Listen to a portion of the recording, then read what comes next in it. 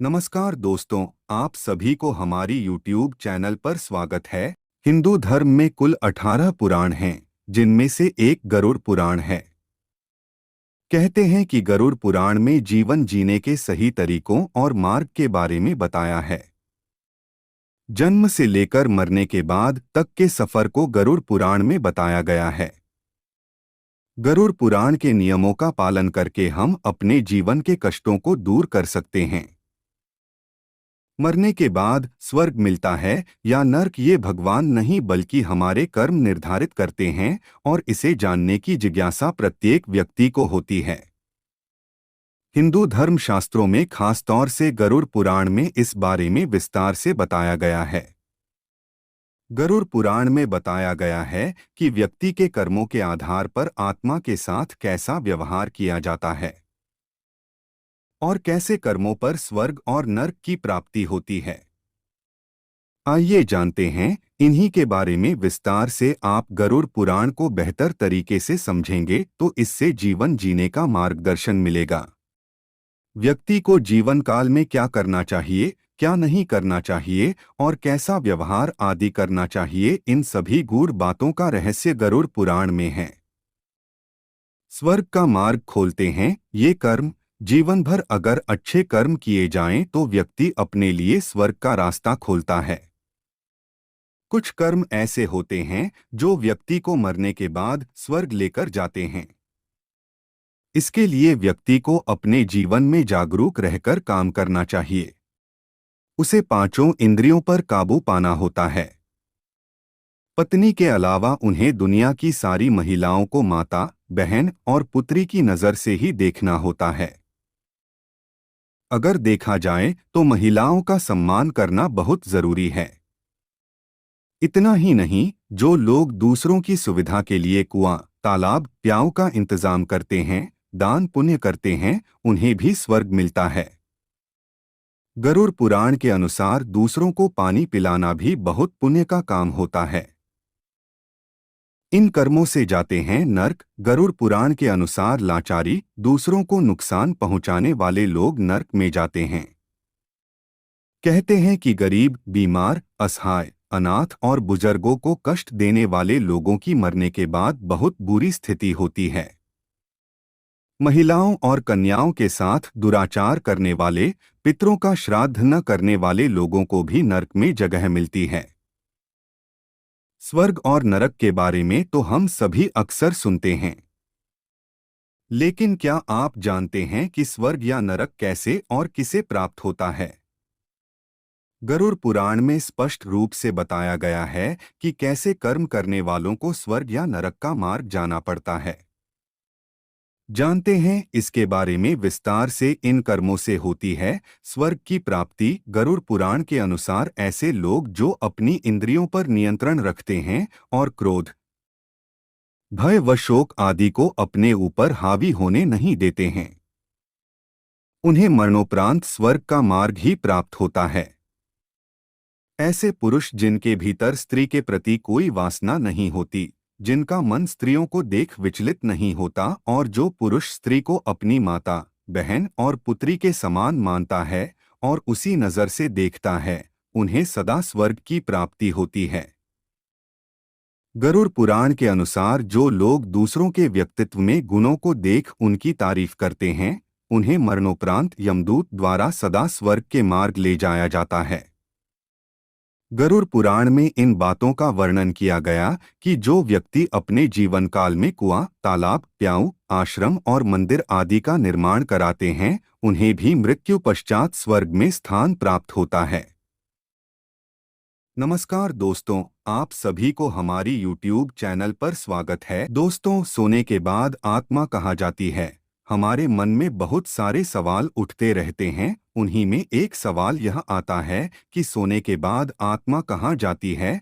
जब हम रात में सोते हैं तो उस समय आत्मा का क्या होता है? क्या वह शरीर में रहती है या फिर कहीं चली जाती है? और भी ऐसे कई सारे सवाल होते हैं जिनका जवाब इंसान जानना चाहता है।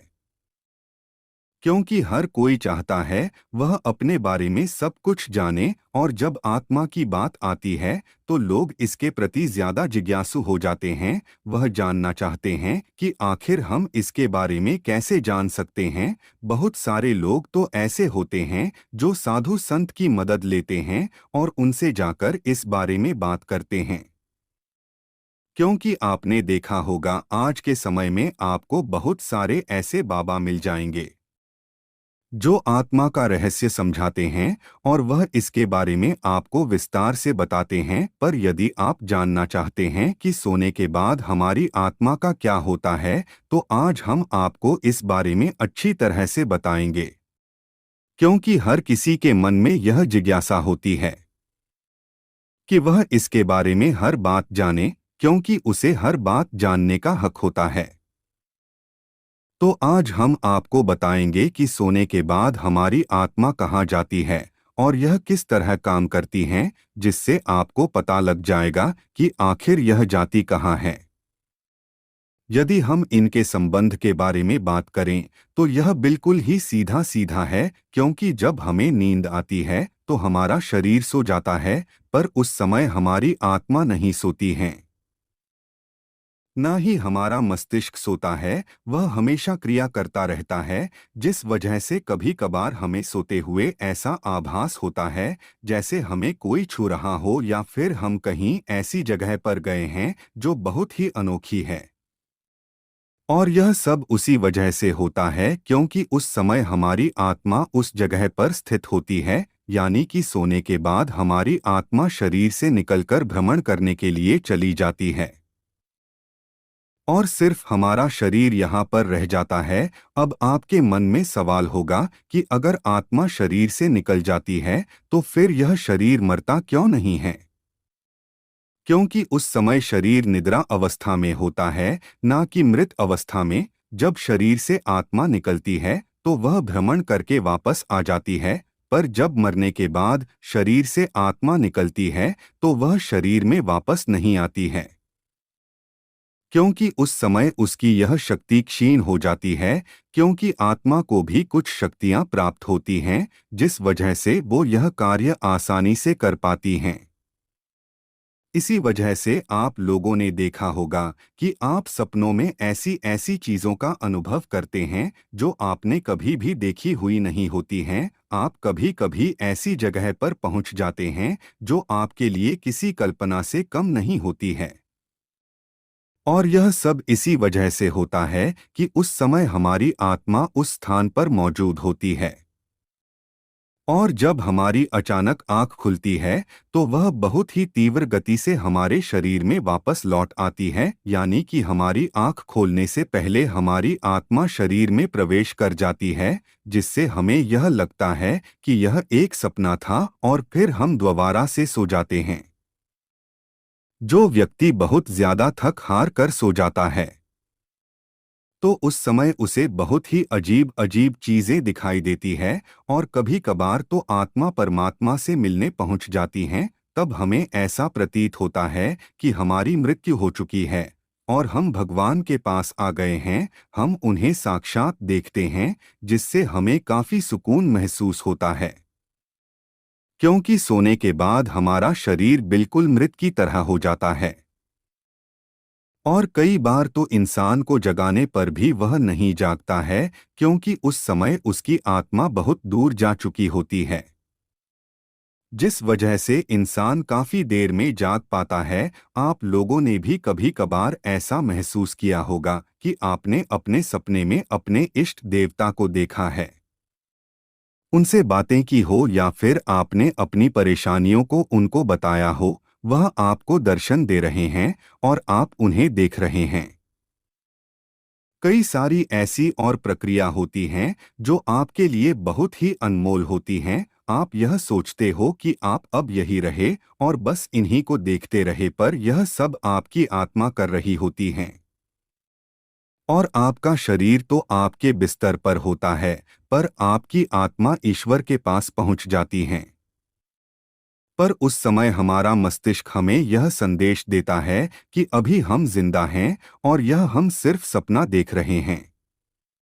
जिस वजह से हमारी एकदम आंख खुल जाती है और हम वहां से लौटकर आ जाते हैं। तब हमें ऐसा महसूस होता है कि काश और सो लेते तो कितना अच्छा होता। और आप फिर उसी सपने को देखने के लिए दोबारा सो जाते हैं, पर वह सपना आपको दोबारा आता नहीं है क्योंकि उस समय आपकी आत्मा कहीं भी नहीं जा पाती है और इस वजह से ऐसा कुछ हो नहीं पाता है। और आप उस जगह पर नहीं पहुंच पाते हैं जहां आपको जाने का मन होता है। वह जब ही हो सकता है जब आपकी आत्मा चाहे।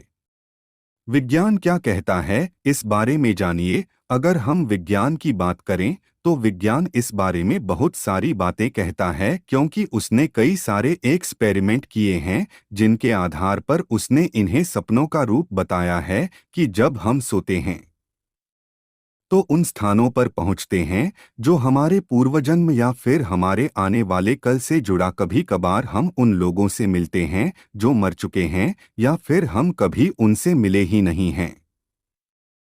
और ऐसा सिर्फ इस वजह से होता है कि उस समय हमारी आत्मा उसी स्थान पर होती है। और इसी वजह से वैज्ञानिक आविष्कारों में और साहित्य आविष्कारों में इनकी अहम भूमिका होती है क्योंकि यह सब इंसान सोते हुए देखता है और उन्हीं क्रियाओं को वह अपने जीवन में उतार कर सफल बनाता है।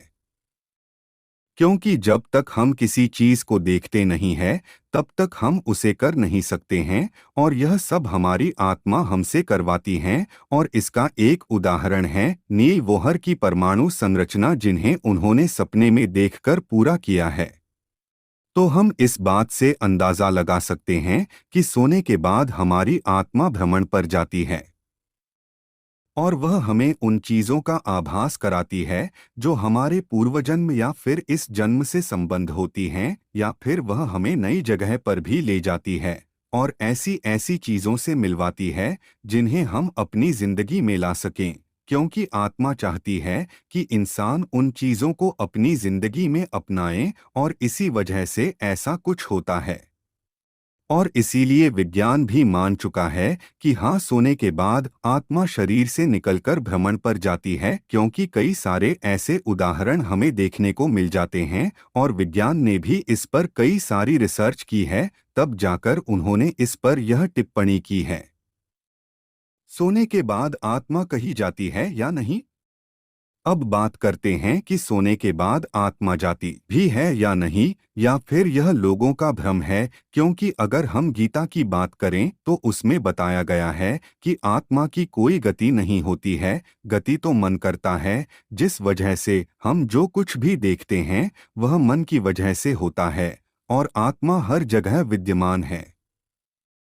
जिस वजह से हम यह नहीं कह सकते हैं कि आत्मा कहीं जाती है क्योंकि वह तो सब जगह पर पहले से ही मौजूद होती है। पर में विज्ञान सबसे आगे चल रहा है, पर हम गीता की बात को भी झूठला नहीं सकते हैं क्योंकि उसमें जो लिखा है वह भी सच है। तो इसका मतलब कि सोने के बाद आत्मा कहीं नहीं जाती है बल्कि हमारा मन ही गति करता है, जिसे विज्ञान अपनी भाषा में कहता है कि आत्मा सोने के बाद भ्रमण पर चली जाती है। जिस वजह से इंसानों को नए नए सपने देखने को मिलते हैं। नमस्कार दोस्तों, आप सभी को हमारी YouTube चैनल पर स्वागत है। बच्चे हो या बड़े, आत्मा का विषय लोगों के बीच हमेशा से ही रहस्यमय रहा है। लेकिन सीधे तौर पर आत्मा क्या है, इसका अनुभव कैसे हो, मरने के बाद आत्मा का क्या होता है, कोई भी धार्मिक व्यक्ति या गुरु इसका जवाब नहीं देता। आत्मा क्या है? हालांकि आत्मा के बारे में हमने टीवी सीरियल्स पर और फिल्मों में कई तरह की बातें सुनी हैं, लेकिन अगर आप केवल मनोरंजन के लिए नहीं अपितु आत्मा की सच्चाई को जानने के लेकर जिज्ञासु हैं, तो आज हम आपको आत्मा का सच बिल्कुल सरल और सटीक शब्दों से पहुंचाने जा रहे हैं। आत्मा क्या है? आत्मा की परिभाषा क्या शरीर में आत्मा होती है? आत्मा परम सत्य है, अविनाशी है, जिसका न रंग है, न रूप है, न आकार है, न प्रकार है, जिसे न देखा न सुना जा सके, जो प्रकृति के सब अनुभवों से परे हो, वही आत्मा है। सच का दूसरा नाम ही आत्मा है। इसलिए आपके और इस संसार का सत्य ही आत्मा कहलाता है। सत्य कभी परिवर्तनीय नहीं होता, न उसे मिटाया जा सकता है न बदला जा सकता है।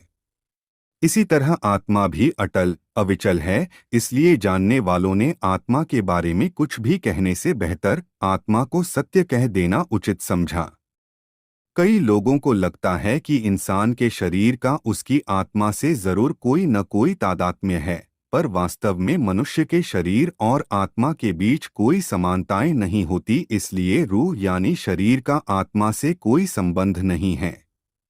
हमारा शरीर चाहता है इसे भांति भांति के अनुभव हो, इसे भोजन मिले, सुरक्षा मिले ताकि यह बचा रहे, लेकिन आत्मा को सिर्फ सत्य से मतलब है, क्योंकि वो भला जिसे कोई मार नहीं सकता, मिटा नहीं सकता, उसे क्या किसी की सुरक्षा चाहिए, मान सम्मान चाहिए।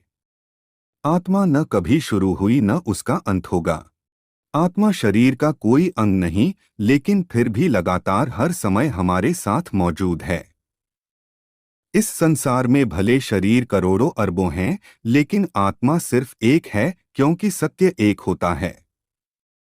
मेरी आत्मा तेरी आत्मा जैसा कुछ नहीं होता, क्योंकि तेरा सच मेरा सच नहीं होता। सत्य सार्वभौमिक होता है, जो सबके लिए है।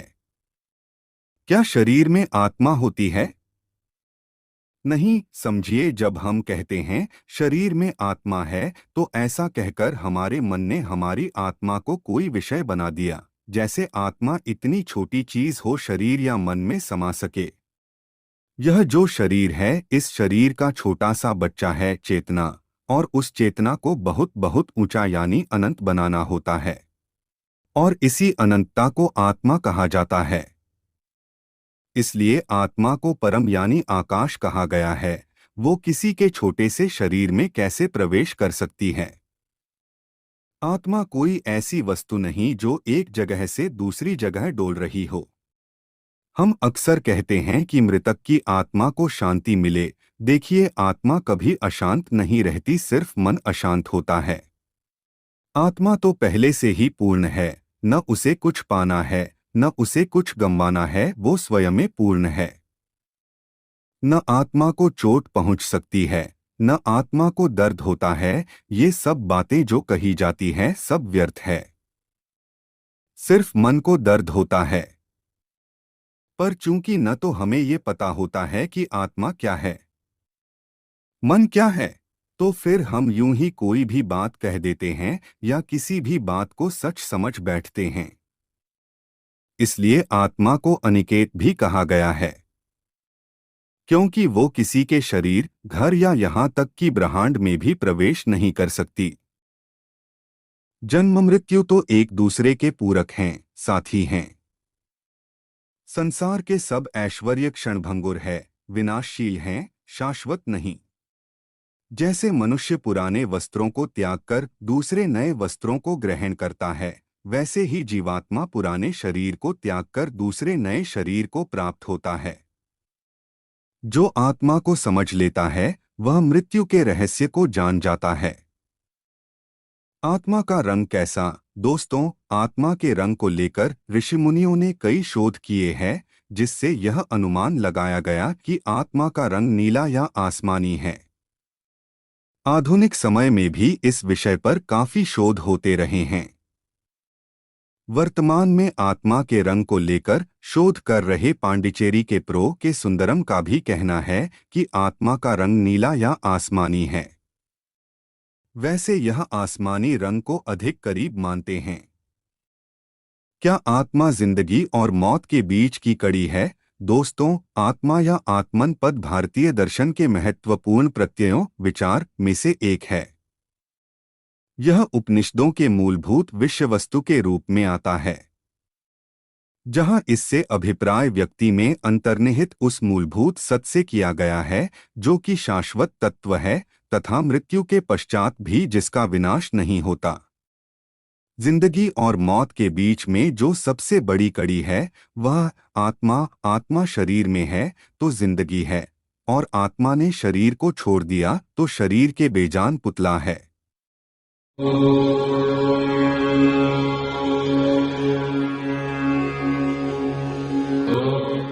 दोस्तों, अचानक कम उम्र में मृत्यु क्यों होता है? क्यों अल्पायु होता जा रहा है मनुष्य? इसका रहस्य गरुड़ पुराण में बताई गई है। दोस्तों, गरुड़ पुराण में कुछ ऐसे कामों के बारे में बताया गया है जिसे करने से मनुष्य की आयु कम हो सकती है। इन्हीं कारणों से आज मनुष्य का जीवन अल्पायु होता जा रहा है। गरुड़ पुराण सनातन हिंदू धर्म का एकमात्र ऐसा ग्रंथ है जिसमें जन्म और मृत्यु के साथ ही मृत्यु के बाद की घटनाओं के बारे में विस्तृत ढंग से भी व्याख्या की गई है। इसलिए इसे श्रेष्ठ महापुराणों की श्रेणी में रखा गया है। गरुड़ पुराण में बताई गई बातों के बारे में हर व्यक्ति को जानना इसलिए भी जरूरी होता है क्योंकि इसमें जन्म, मृत्यु, आत्मा, स्वर्ग, नरक, परलोक, पुनर्जन्म के साथ ही ज्ञान, विज्ञान, नीति, नियम, धर्म और कर्म आदि के बारे भी बताया गया है। आज हम देखते हैं कि हर घर पर एक व्यक्ति किसी न किसी रोग पीड़ित है। ऐसा कोई व्यक्ति नहीं जो पूरी तरह से स्वस्थ हो। इतना ही नहीं, आज मनुष्य अल्पायु होता जा रहा है। आखिर इसका कारण क्या है? क्यों व्यक्ति की आयु कम हो रही है? गरुड़ पुराण में ऐसे 5 कारणों के बारे में बताया गया है जिससे व्यक्ति की आयु कम हो जाती है। दोस्तों, इन 5 चीजों से घट जाती है उम्र। सुबह देर से उठना है। आजकल भौतिकवादी दुनिया में व्यक्ति की दिनचर्या बहुत ही अस्त व्यस्त हो गई है। व्यक्ति के खाने पीने से लेकर सोने का भी समय सही नहीं है। लोग रात में देर तक जागते हैं और सुबह देर से उठते हैं। गरुड़ पुराण के अनुसार जो लोग सुबह देर से उठते हैं उन्हें सुबह की शुद्ध हवा नहीं मिलती और ऐसे में उनके शरीर में प्रतिरोधक क्षमता घट जाती है जिससे कई बीमारियों के होने का खतरा बढ़ जाता है। रात में दही का सेवन है करना। दही शरीर के लिए बहुत ही फायदेमंद है, लेकिन भूलकर भी रात में दही का सेवन नहीं करना चाहिए। यह शरीर के लिए नुकसानदायक साबित हो सकता है। गरुड़ पुराण के अनुसार रात में दही का सेवन करने से सांस और शीत प्रकृति के रोगों की संभावना कई गुना बढ़ जाती है। श्मशान के धुएं हैं नुकसानदायक। गरुड़ पुराण में यह भी कहा गया है मृतक के अंतिम संस्कार के समय उसके धुएं से दूर रहना चाहिए, क्योंकि मृतक के शरीर से जलने के बाद जो धुआं निकलता है उसमें विषैले तत्व होते हैं। अगर कोई व्यक्ति इसके नजदीक खड़ा रहेगा तो धुएं के साथ विषैले तत्व भी सांस के जरिए उसके शरीर के अंदर पहुंच जाएंगे। बासी मांस खाना। गरुड़ पुराण में यह बताया गया है कि जो लोग बासी मांस का सेवन करते हैं उनकी उम्र भी कम हो जाती है, क्योंकि बासी या कई दिन पुराने मांस में खतरनाक बैक्टीरिया उत्पन्न हो जाते हैं और इसे खाने से आप कई तरह के रोगों की चपेट में आ सकते हैं। सुबह के समय शारीरिक संबंध बनाना। गरुड़ पुराण के अनुसार दंपति को कभी भी सुबह के समय शारीरिक संबंध नहीं बनाना चाहिए। इससे शारीरिक कमजोरी होती है और एक समय बाद शरीर में रोगों से लड़ने की क्षमता भी समाप्त हो जाती है। इसलिए सुबह जल्दी उठें और योग या कसरत करें। दोस्तों, हमारी चैनल को सब्सक्राइब करें और बेल आइकन को टच करें। दोस्तों, भगवत गीता में भगवान श्री कृष्ण ने इस बात का जिक्र किया है कि इस पृथ्वी पर जिस व्यक्ति ने जन्म लिया है उसकी मौत भी निश्चित है। ऐसा माना जाता है कि जिन लोगों की अकाल मृत्यु होती है उन्हें मोक्ष की प्राप्त नहीं होती। दोस्तों, अकाल मृत्यु क्यों होता है? अकाल मृत्यु की बाद आत्मा का साथ किया होता है। दोस्तों, इस वीडियो को पूरा देखिए। दोस्तों, अकाल मृत्यु क्या होती है, अर्थात किस तरह की मृत्यु को गरुड़ पुराण में अकाल मृत्यु की श्रेणी में रखा गया है? क्या माइला? गरुड़ पुराण के सिंहावलोकन अध्याय में बताया गया है कि यदि कोई प्राणी भूख से पीड़ित होकर मर जाता है या हिंसक प्राणी द्वारा मारा जाता है या फिर गले में फांसी का फंदा लगाने से जिसकी मृत्यु हो जाती है, अथवा जो विश्व तथा अग्नि आंधी से मृत्यु को प्राप्त हो जाता है, अथवा जिसकी मृत्यु जल में डूबने से हो जाती है या जो सर्प के काटने से मर जाता है, यह जिसकी दुर्घटनाएं रोग के कारण मृत्यु हो जाती है, वह अकाल मृत्यु को प्राप्त होता है। लेकिन दोस्तों, गरुड़ पुराण में आत्महत्या को सबसे निंदनीय और घृणित अकाल मृत्यु बताया गया है। इतना ही नहीं, भगवान विष्णु ने आत्महत्या को परमात्मा के अपमान करने के समान बताया है। साथ ही गरुड़ पुराण में विष्णु ने बताया है कि जिस मनुष्य अथवा प्राणी की मृत्यु प्राकृतिक होती है, वह 3-10-13 दिन के अंदर दूसरा शरीर धारण कर लेती है। किंतु जो व्यक्ति आत्महत्या जैसे घृणित अपराध करता है, उस प्राणी की जीवात्मा पृथ्वी लोक पर तब तक भटकती रहती है जब तक वह प्रकृति के द्वारा निर्धारित अपने जीवन चक्र को पूरा नहीं कर लेता। ऐसी जीव आत्मा को ना तो स्वर्ग लोक की प्राप्ति होती है और ना ही नरक लोक की जीव आत्मा की इस अवस्था को आगति ही कहा जाता है। इसलिए गरुड़ पुराण में बताया गया है कि आत्महत्या करने वाली आत्मा अकाल मृत्यु को प्राप्त होने वाले सभी आत्माओं में सबसे कष्टदायक था पहुंच जाती है, और अकाल मृत्यु को प्राप्त करने वाली आत्मा अपनी तमाम इच्छा हो या नहीं, भूख प्यास, संभोग, सुख, राग, क्रोध, दोष, लोभ, उपासना आदि की पूर्ति के लिए अंधकार में तब तक भटकती रहती है जब तक कि उसका परमात्मा द्वारा निर्धारित जीवन चक्र पूरा नहीं हो जाता। दोस्तों, गरुड़ पुराण में बताया गया है कि मनुष्य के जीवन का 7 चक्र निश्चित है, और यदि कोई मनुष्य इस चक्र को पूरा नहीं करता है, अर्थात जो अकाल मृत्यु को प्राप्त हो जाता है, उसे मृत्यु के बाद भी कई प्रकार के कष्ट भोगने पड़ते हैं। परंतु सबसे पहले ये जानना आवश्यक है कि अकाल मृत्यु क्या होता है, अर्थात किस तरह की मृत्यु को गरुड़ पुराण में अकाल मृत्यु की श्रेणी में रखा गया है। गरुड़ पुराण के सिंहावलोकन अध्याय में बताया गया है कि यदि कोई प्राणी भूख से पीड़ित होकर मर जाता है या हिंसक प्राणी द्वारा मारा वह अकाल मृत्यु को प्राप्त होता है। लेकिन दोस्तों, गरुड़ पुराण में आत्महत्या को सबसे निंदनीय और घृणित अकाल मृत्यु बताया गया है। चलिए जानते हैं कि अकाल मृत्यु के बाद कौन सी आत्मा किस योनि में भटकती रहती है। गरुड़ पुराण में बताया कि जो पुरुष अकाल मृत्यु को प्राप्त करता है तो वह भूत प्रेत पिशाच कुष्मांडा ब्रह्मराक्षस बेताल क्षेत्रपाल योनि में भटकता रहता है। जबकि कोई श्री अकाल मृत्यु को प्राप्त होती है तो वह भी किसी तरह की योनि में भटकती रहती है, लेकिन उसे अलग अलग नामों से जाना जाता है। जैसे कि यदि कोई नवयुग की स्त्री या पुरुष अकाल मृत्यु को प्राप्त होती है तो वह चुड़ैल बन जाती है। वहीं जब किसी कुमारी कन्या की अकाल मृत्यु हो जाती है तो उसे देवयोनि में भटकना पड़ता है। इन सब के अलावा गरुड़ पुराण में अकाल मृत्यु के कारणों से मृत आत्मा की शांति हेतु कई तरह के उपाय बताए गए हैं। गरुड़ पुराण में बताया गया है कि अकाल मृत्यु को प्राप्त करने वाली आत्मा हेतु उनके परिवारजनों को नदी या तालाब में तर्पण करना चाहिए। साथ ही मृत आत्मा की इच्छा की पूर्ति के लिए पिंडदान अथवा सत्कर्म जैसे दान पुण्य आत्मा गीता का पाठ करवाना चाहिए। यह कार्य कम से कम 3 वर्षों तक चलते रहने चाहिए। साथ ही वर्षी आने पर भूखे ब्राह्मणों बालकों को भोजन भी कराना चाहिए ताकि मृत आत्मा को जल्द से जल्द मुक्ति मिल सके। वैसे दुर्घटना रोग या अन्य किसी भी प्रकार की अकाल मृत्यु को रोकना तो हम इंसानों के बस में तो है नहीं, लेकिन आप हत्या को हम रोक सकते हैं।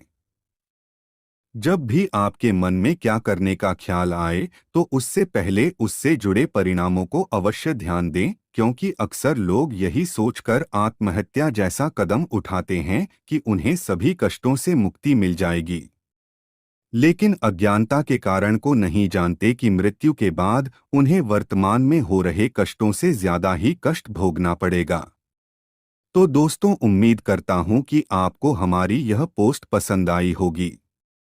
दोस्तों, मृत्यु की बाद बचोकी की आत्मा कहा जाती है। क्या कहता है गरुड़ पुराण जानिए। दोस्तों, हिंदू धर्म में व्यक्ति की मृत्यु के बाद उसका अंतिम संस्कार कर दिया जाता है और इसके बाद गरुड़ पुराण के अनुसार व्यक्ति को मृत्यु के उपरांत यमराज के सामने पेश होना पड़ता है।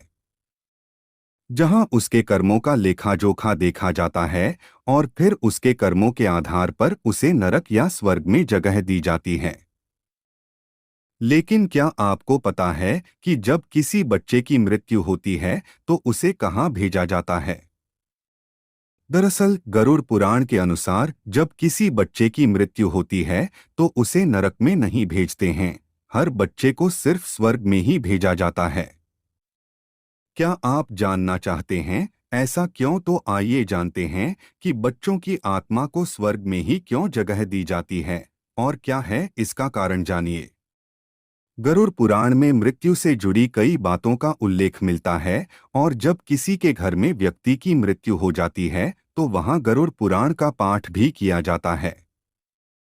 वहीं गरुड़ पुराण में इस बात का भी उल्लेख मिलता है कि 15 वर्ष से कम आयु वाले सभी लोगों को बच्चों की श्रेणी में गिना जाता है और उन्हें कर्म के आधार पर नहीं बल्कि आयु के आधार पर सिर्फ स्वर्ग लोक में भेजा जाता है, क्योंकि उनमें अच्छे बुरे की समझ नहीं होती और बच्चों के भोलेपन के कारण भगवान उनकी सभी गलतियों को माफ कर देते हैं। वहीं 15 वर्ष से अधिक आयु वाले अच्छे लोगों को स्वर्ग लोक और पापी अधर्मी लोगों को नरक लोक में भेज दिया जाता है। दोस्तों, शास्त्रों में बच्चों की आत्माओं को स्वर्ग भेजने के पीछे एक कथा प्रचलित है जो कि इस प्रकार है। एक बार स्वयं विष्णु जी ने स्वर्ग लोक के द्वार पर आकर मृत बच्चों की आत्मा को स्वर्ग लोक के अंदर आने की बात कही। तब बच्चों की आत्माओं ने विष्णु जी से कहा कि वो सब अपने माता पिता के साथ ही स्वर्ग लोक में प्रवेश करेंगे। बच्चों के ऐसा कहने पर भगवान विष्णु ने उन्हें समझाया कि तुम सब अबोध बालक हो, लेकिन तुम्हारे माता पिता बड़े और वयस्क, इसलिए उन्हें उनके कर्मों के आधार पर स्वर्ग और नरक दिया जाएगा। यह है कि लेकिन तुम्हें अबोध होने के कारण केवल स्वर्ग में भेजा जाएगा। बच्चों की आत्माओं ने विष्णु जी से कहा कि उन्हें भी उनके माता पिता के साथ ही स्वर्ग लोक या नरक लोक में ही भेजा जाए। वहीं बच्चों के भोलपन और उनकी सच्ची बातों को सुनकर भगवान विष्णु ने सभी बच्चों के माता पिता के बुरे कर्मों को माफ कर उन्हें भी बच्चों के साथ स्वर्ग लोक में ही भेज दिया।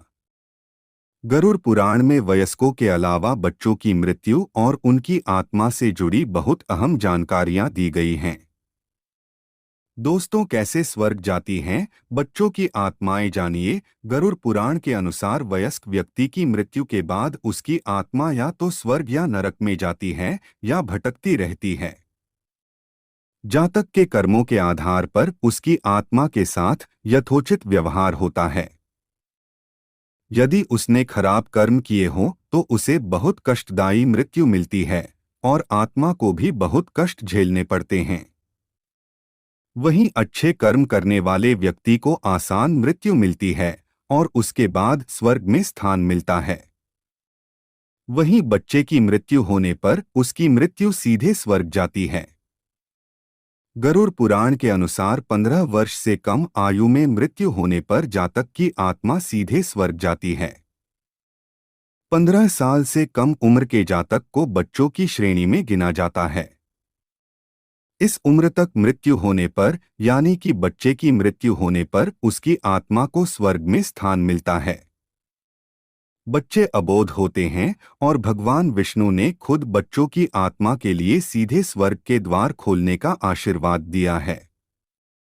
इसलिए बच्चों को उनके कर्म नहीं बल्कि आयु के आधार पर स्वर्ग में स्थान मिलता है। दोस्तों, गरुड़ पुराण के अनुसार 16 घोर नरक बारे में आज हम आपको बताएंगे। दोस्तों, मृत्यु एक अटल सत्य है जिसे चाहे कोई भी बदल नहीं सकता। बदलते हैं तो सिर्फ हमारे कर्म, पर कर्म करने के समय यह कोई नहीं सोचता कि यह किए जाने वाला कर्म अच्छा है या बुरा, बस मनुष्य बुरे कर्म किए जाता है। इसीलिए हमारे पुराणों में मृत्यु के बाद मिलने वाली नरक की सजा के बारे में बताया गया है। यह हमें जान लेना जरूरी है। गरुड़ पुराण में 84 लाख नरक का वर्णन बताया गया है और इनमें से 16 नरक को घोर नरक बताए गए हैं कि मृत्यु के बाद कौन सा बुरा कर्म करने पर कौन सी सजा मनुष्य को भोगनी पड़ती है। तो आइए जानते हैं इन 16 नरक के बारे में। नंबर 1, कुंभीपाकम नरक। जो लोग अपने स्वार्थ और इच्छा के लिए दूसरी जानवरों को मारते हैं या शिकार करते हैं, उन लोगों को यह नरक में लाया जाता है। वहां उन्हें गरम तेल में उबालकर यातना दी जाती है। नंबर 2, तमिश्रम नरक।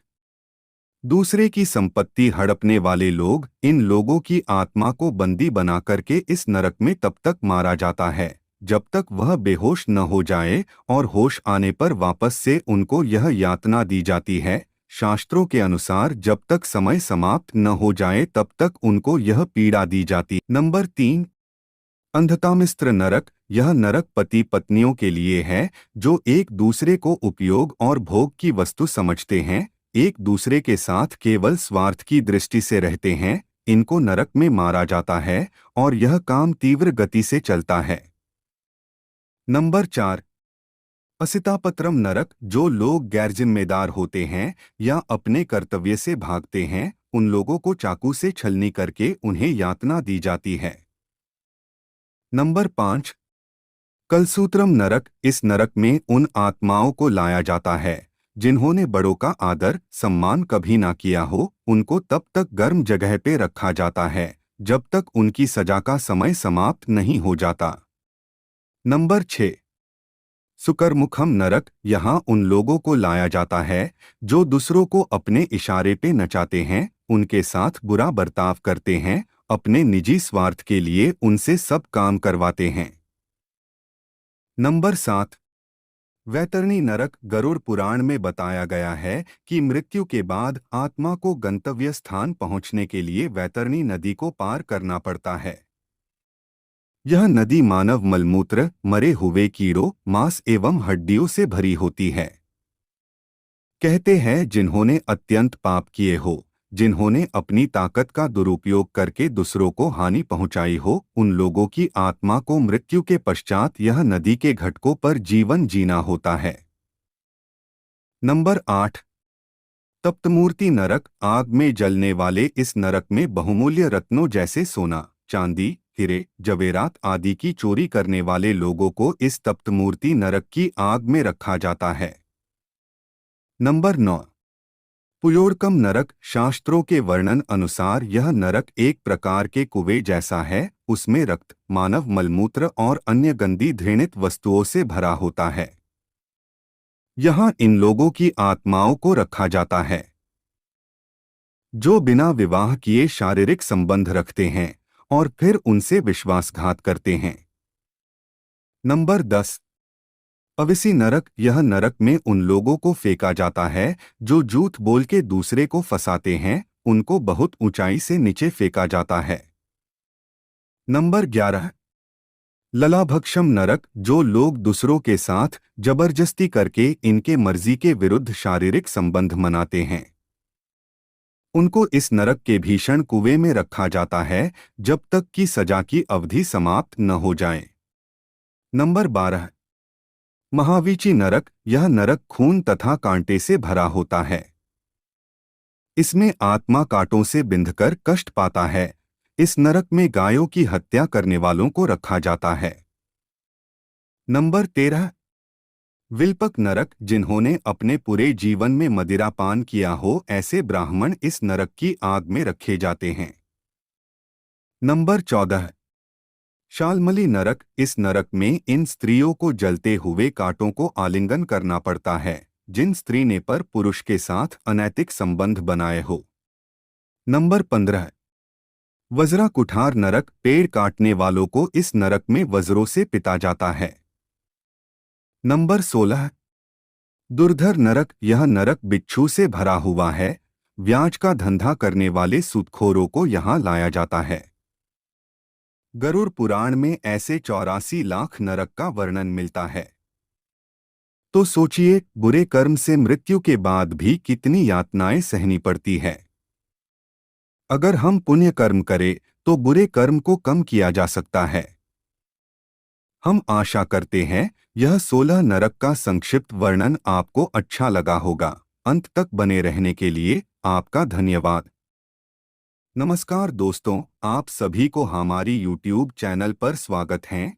आशा करता हूँ आप सभी अच्छे होंगे। भगवान को प्रार्थना करता हूँ आपके और आपकी परिवार को हमेशा खुश रखे। दोस्तों, आप अभी तक हमारी चैनल को सब्सक्राइब नहीं किया है तो जल्दी सब्सक्राइब कीजिए। चलिए वीडियो को शुरू करते हैं। पुराणों के अनुसार पृथ्वी लोक में जन्म लेने वाला प्रत्येक जीव मृत्युलोक की प्राप्ति करेगा। मृत्यु निश्चित होने के साथ अमर सच है। सनातन धर्म में मृत्यु के बाद 16वां संस्कार किया जाता है। इसे आप अंतिम संस्कार के नाम से जानते हैं। लेकिन इन सभी के बीच एक सवाल खड़ा होता है कि दाह संस्कार के बाद आत्मा कहाँ जाती है। गरुड़ पुराण के अनुसार मृत्यु के बाद व्यक्ति की आत्मा अपनी अंतिम यात्रा पर निकलती है, जिसमें उसे कई पड़ाव पार करने पड़ते हैं। आज हम इस खबर में पढ़ेंगे कि मृत्यु के बाद आत्मा कहाँ जाती है और उसका क्या पुनर्जन्म होता है या नहीं। आत्मा का सफर। गरुड़ पुराण के अनुसार आत्मा अमर है। मृत्यु के बाद आत्मा को एक लंबा सफर तय करना होता है। आत्मा का सबसे पहले यमलोक लिया जाता है। यहाँ मृत्यु के देवता यमराज के सामने पेशी होती है। ऐसा कहा जाता है यमराज तक पहुंचने के लिए आत्मा को लगभग 86,000 योजन की दूरी तय करनी पड़ती है। पुराण के अनुसार यदि किसी जीव ने अपने जीवित रहते समय किसी भी प्राणी को मानसिक या शारीरिक कष्ट नहीं दिया है तो वह आसानी से यमलोक पहुंच जाता है। वहीं जो मनुष्य अपने जीवन में दूसरे मनुष्य को कष्ट देते हैं, उन्हें यम के दूत कई तरह से प्रताड़ित करते हुए यमलोक तक लाते हैं। इस दौरान उन्हें 86,000 योजन की दूरी तक तरह तरह से प्रताड़ित किया जाता है। आत्मा को मिलता है पिंडदान का हिस्सा। सनातन धर्म में पिंडदान का महत्व भी बताया गया है। यह मृत व्यक्ति के परिजनों द्वारा कराया जाता है। पिंडदान का आधा हिस्सा मृत व्यक्ति की आत्मा को प्राप्त होता है। कहा जाता है कि यदि आत्मा दुष्ट प्रवृत्ति की है तो यमदूत आत्मा को पिंड नहीं देते हैं। ऐसी स्थिति में आत्मा को भूखा रहकर एक लंबा समय तय करते हुए यमलोक तक जाना पड़ता है। आत्मा को ऐसे मिलता है पुनर्जन्म। गरुड़ पुराण के अनुसार मृत्यु के बाद उसके कर्मों का हिसाब लगाया जाता है। यदि कर्म अच्छे होते हैं तो वह सांसारिक बंधनों से मुक्त होकर मोक्ष प्राप्त करता है। वहीं पापी मनुष्य को नरक में भेजा जाता है। नरक में यातनाएं झेलने के बाद आत्मा का पुनर्जन्म मिलता है। पौराणिक शास्त्रों के अनुसार पुनर्जन्म मृत्यु के तीसरे दिन से लेकर 40 दिन में होता है। 8 कारणों से लेती आत्मा पुनर्जन्म। 1. भगवान की आज्ञा से। भगवान किसी विशेष कार्य के लिए महात्माओं और दिव्य पुरुषों की आत्माओं को पुनः जन्म लेने की आज्ञा देते हैं। 2. पुण्य समाप्त हो जाने पर संसार में किए गए पुण्य कर्म के प्रभाव से व्यक्ति की आत्मा स्वर्ग में सुख भोगती है और जब तक पुण्य कर्मों का प्रभाव रहता है वह आत्मा दैवीय सुख प्राप्त करती है। जब पुण्य कर्मों का प्रभाव खत्म हो जाता है तो उसे पुनः जन्म लेना होता है। 3. पुण्य फल भोगने के लिए कभी कभी किसी व्यक्ति द्वारा अत्यधिक पुण्य कर्म किए जाते हैं और उसकी मृत्यु हो जाती है, तब उन पुण्य कर्मों का फल भोगने के लिए आत्मा पुनः जन्म लेती है। 4. पाप का फल भोगने के लिए। 5. बदला लेने के लिए। आत्मा किसी से बदला लेने के लिए पुनर्जन्म लेती है। यदि किसी व्यक्ति को धोखे से, कपट से या अन्य किसी प्रकार की यातना देकर मार दिया जाता है तो वह आत्मा पुनर्जन्म अवश्य लेती है। 6. बदला चुकाने के लिए। 7. अकाल मृत्यु हो जाने पर। 8. अपूर्ण साधना को पूर्ण करने के लिए। नमस्कार दोस्तों, आप सभी को हमारी YouTube चैनल पर स्वागत है। अकाल मृत्यु क्यों होती है? कम उम्र में मृत्यु क्यों होता है? इसका रहस्य क्या है, जानिए। धरती पर जिस प्राणी में जन्म लिया है उसकी मौत ही तय। यह एक ऐसा सच है जिसे बदला नहीं जा सकता। हम सभी जानते हैं कि पृथ्वी लोक में प्राणियों की संख्या इतनी है कि हर दिन किसी न किसी की मृत्यु होती रहती है। जाहिर से बात है कि हर मनुष्य को मोक्ष प्राप्त नहीं होता। इनमें से कुछ ऐसे भी होते हैं जिनकी आत्मा सदियों तक पृथ्वी लोक में ही रह जाती है। इसका कारण है उनकी अकाल मृत्यु हो जाती है। आपने कई बार देखा होगा कि आए दिन लोग सड़क दुर्घटना या फिर किसी आपदा का शिकार हो जाते हैं और अपनी जान गंवा बैठे हैं। अकाल मृत्यु क्यों होती है? दर्शकों, साधारण मृत्यु के बारे में तो हम सभी जानते हैं और समझते हैं, लेकिन अकाल मृत्यु का विषय ऐसा जिसे इसके बारे में कई बातें कही जाती हैं। गरुड़ पुराण के 7 अध्याय में लिखा गया है कि अगर कोई प्राणी भूख से तड़प कर मर जाता है या किसी हिंसा जानवर दोबारा मृत्यु हो जाती है या फिर जहरीला पदार्थ सेवन करने से या फिर पानी में डूबने से अगर किसी मनुष्य की मौत हो जाती है तो ऐसे मनुष्य को अकाल मृत्यु के श्रेणी में रखा जाता है। अकाल मृत्यु कैसे होती है?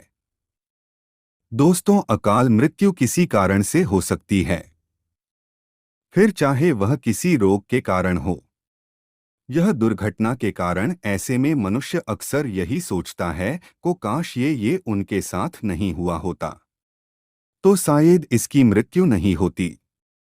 गरुड़ पुराण में विष्णु जी के वाहन गरुड़ राज ने श्री हरि से यह प्रश्न पूछा था कि जब वेदों में मनुष्य की उम्र 100 साल निश्चित की गई है तो उनकी अकाल मृत्यु क्यों हो जाती है। इस सवाल के उत्तर में श्री हरि तर्क देते हैं कि यह सच है, वेदों में मनुष्य की उम्र 100 साल निर्धारित की गई है, परंतु इसमें दुष्कर्म को नहीं मिलाया गया है।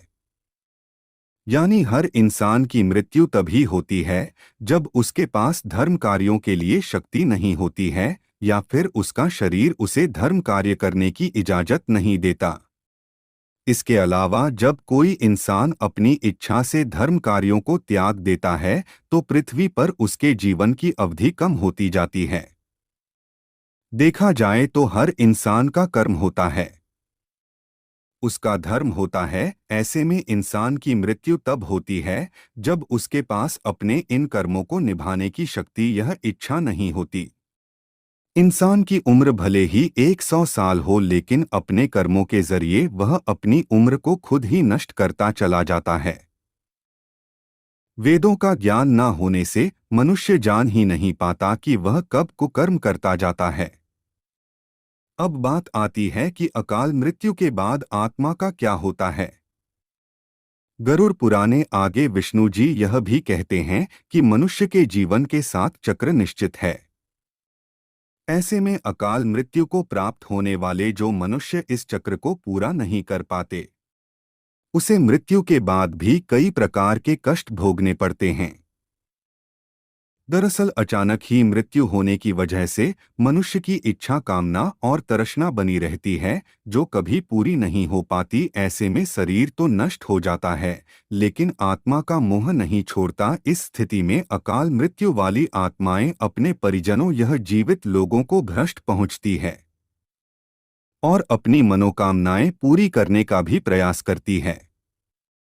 गरुड़ पुराण में बताया गया है कि प्राकृतिक मौत से मरने वाले मनुष्य को 3, 10, 13 या 40 दिन में दूसरा शरीर प्राप्त हो जाता है, जबकि अकाल मृत्यु व्यक्ति भूत, प्रेत, पिशाच, कुष्मांडा, ब्रह्म, राक्षस, बेताल और छत्रपाल योनि में भटकता रहता है। उनकी आत्मा को आसानी से शांति नहीं मिलती। आपको बता दें कि अकाल मृत्यु में आत्महत्या को सबसे निचले दर्जे पर रखा जाता है।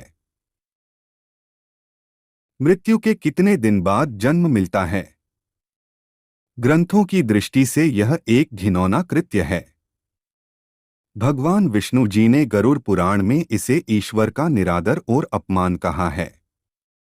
वह कहते हैं कि आत्महत्या करने वाले मनुष्य की आत्मा पृथ्वी लोक पर तब तक भटकती रहती है जब तक कि वह प्रकृति द्वारा निर्धारित अपने जीवन चक्र को पूरा नहीं कर लेती। ऐसी आत्मा को ना तो नरक लोक में जगह मिलती है और ना ही स्वर्ग लोक में। ऐसी आत्मा को मरने के बाद भी सबसे कष्टदायी स्थिति से गुजरना पड़ता है। यह आत्माएं अपनी तमाम इच्छाओं की पूर्ति के लिए अंधकार में तब तक भटकती रहती हैं जब तक कि उनका जीवन चक्र पूरा नहीं हो जाता। अहत्या करने वाली आत्माओं, कास्ट को तो नहीं कम किया जा सकता, लेकिन गरुड़ पुराण में अकाल मृत्यु को प्राप्त मनुष्य की आत्मा की शांति के कई मार्ग बताए गए हैं।